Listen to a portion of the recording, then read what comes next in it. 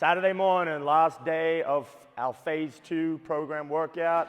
Finishing up on some forearm deadlifts and some trap barbell jumps. We'll be heading into our heavy phase starting next week for our final 4 weeks of training, where we'll be trying to hit that strength speed category and get up on some heavy lifting.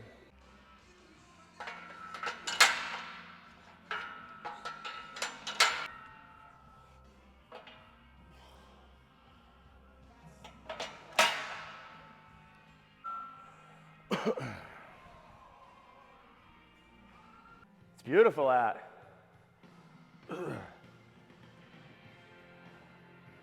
Finally turning. Look at that hot Georgia weather, man. Birdie, you're still playing, aren't you? Done? All right. All right, we just got our regular functional movements. Just taking a jog. Get these guys going. Wait for those guys to finish up throwing. Just a couple of guys over there, right?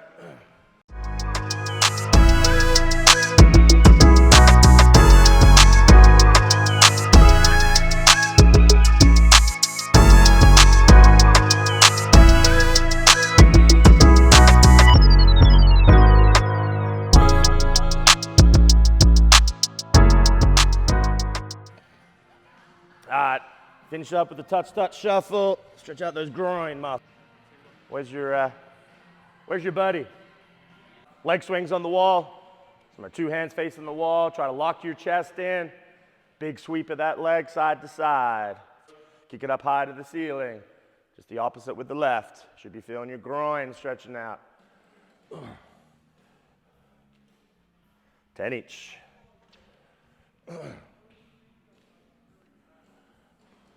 All right, high knees. Remember, full high knee. Get lots of reps in this 10 yards. Switching your arms quickly as well. Punch your arms, switch your arms, switch your arms. Those arms moving from your shoulders a little bit more, right? Not just in here with your hands. All right, same thing, high knees. Quick. So you're a little behind, Pierre. You're kind of leaning forward with your shoulders and flicking behind. So that's the body position we're trying not to be in. We're running at top speed, Pierre. Forward and feet behind. All right, try to stand up taller. Snap that heel more underneath yourself, okay? Straight up underneath yourself. There you go, pump your arms. Toes up, toes up, toes up. Same as what you just did, just bigger and powerful. Remember, this will be our build part into our flies when we go outside, all right? Nice powerful bound before you get into that top speed running. Bigger kick, bigger pull. And now you got the pointed toes, Pierre, so don't point. All right, that's gonna make you hit the ground with your toes when you come back under. Flex your ankle so you can get that ball of the foot striking the ground. Toes up, toes up. That's better. All right, here we go.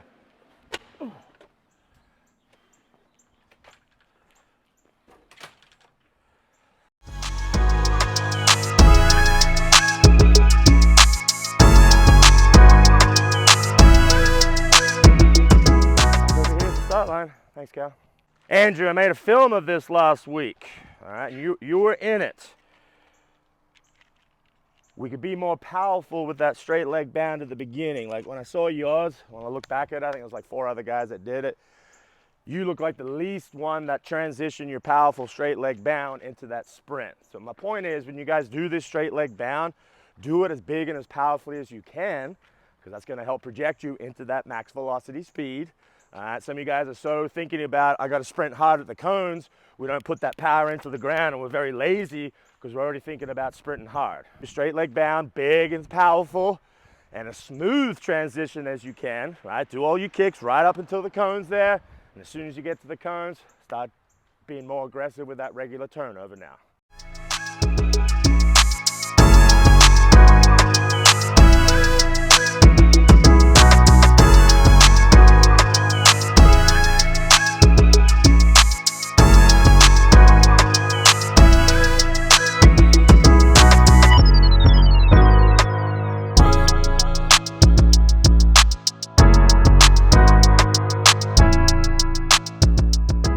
James, what do we always talk about first when we're talking about running? Body position, all right? So Cal and James especially, when you got to the cones, you drop those shoulders forward like you're getting back into acceleration.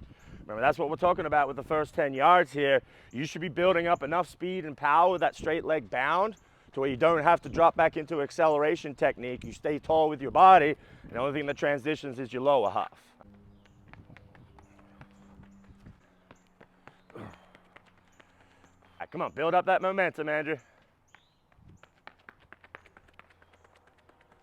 Stay tall, stay tall, stay tall. Thanks, guys. All right, take a minute, grab a sip. Not a bad sprint day out there today. Starting to click a little bit with what we're focusing on, difference between acceleration and max velocity. All right, what's up first? What's up first? I think it's the hang snatch, push press, rope slams. Stick that land in. There you go. Let's turn them in, Brody and James. Neutral. 3, 6 on the push press. Slam.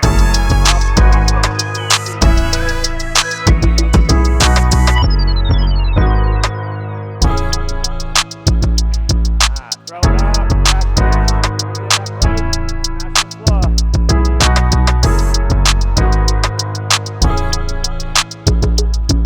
Off the ground, just trying to move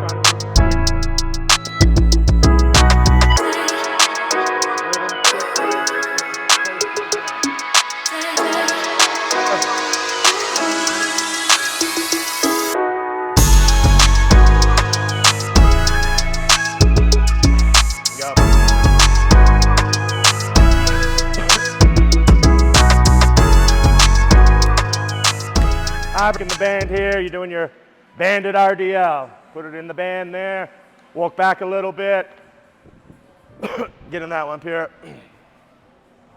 Get 10 reps for a little primer here. One of the best moves we do to prime a hip hinge.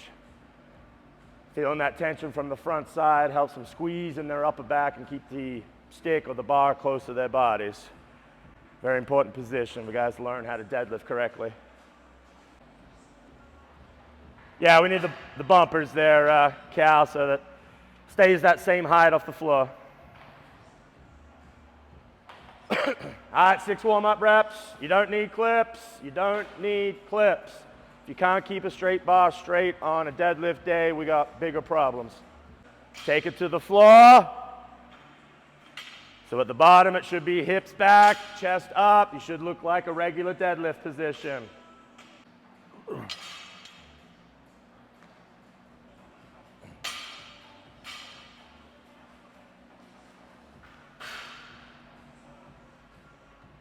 All right, so 1 second right before you go. So you guys are pretty good, but as we get heavier in weight, do not allow this to happen where you get to the ground and then your hips shoot up first and your shoulders stay down. That's prime move for getting all that weight in your lower back. So staying tight off the floor means maintaining that position and standing at the same time, hips and shoulders. Not what you call stripper booty. All right, no stripper booty. All right, go ahead. Older guys, put 45s on your bar. Start there.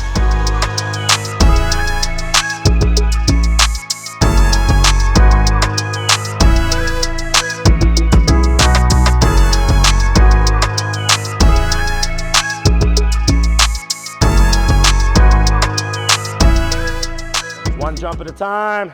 Just try to explode up, get some air underneath your feet.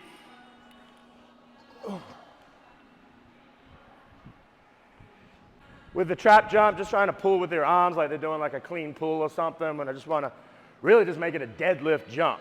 So tight in that bottom position and just try to jump with their legs. And with these, just making them individual jumps and not continuous right now. I don't want them to build the momentum with that weight.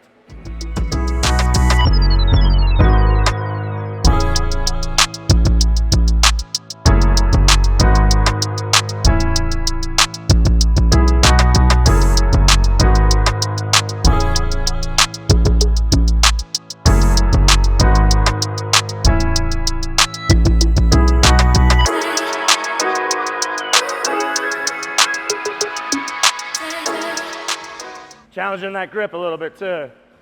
You ever heard squeezing the armpit when you're doing like a deadlift? I I want you to imagine those plyo balls you throw with. I think they're kind of soft. You imagine you got one jammed in the back of your armpit here and you're not letting go of it the whole time while you're doing that, okay?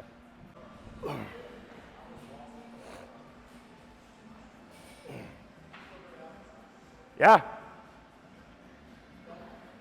Yeah.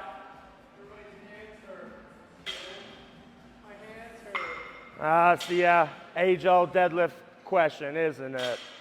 If I can't hold it, how am I expect to lift it? So yeah, starting in the standing position here is definitely challenging the grip a little bit more, which, hey man, I think is a good thing, especially these baseball players.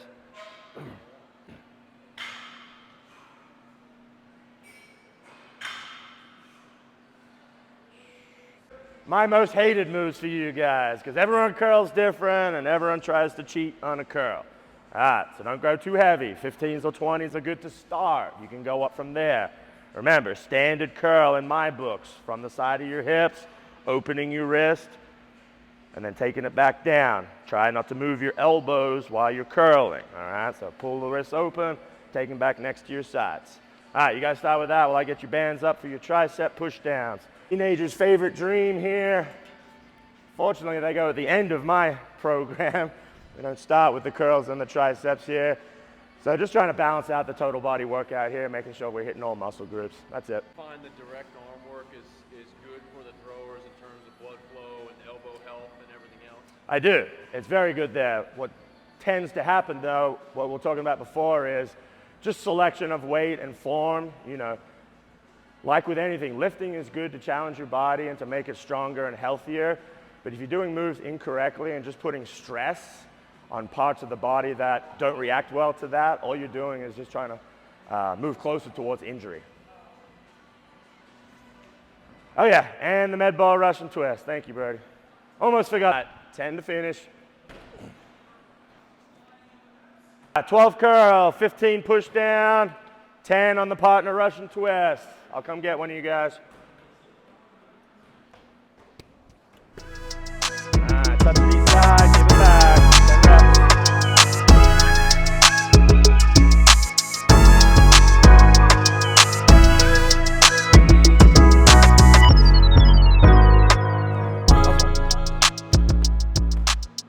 So our previous day 1 and day 2 workouts are, focused towards one being lower body specific, one being upper body specific.